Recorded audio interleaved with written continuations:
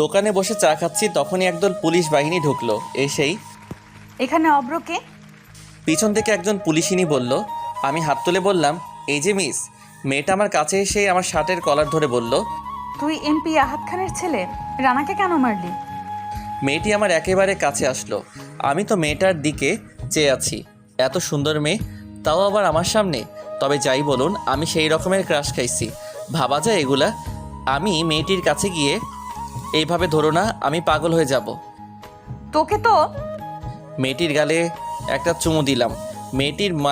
মেয়েটি মানে পুলিশিনী আমাকে ছেড়ে দিয়ে একটু দূরে গিয়ে, তোকে তো আমি। আসো আসো, তাড়াতাড়ি। ম্যাডাম, আপনি শান্ত হন। তুই রানাকে কেন মারলি? আচ্ছা, আমি বারবার কেন মেয়েটি মেয়েটি বলছি? মেয়েটির পুলিশ পোশাকের দিকে তাকালাম। খুব সুন্দর করে নাম লেখা আছে। হ্যাঁ, মেয়েটার নাম নীলাঞ্জনা নীলা। রূপের সাথে নাম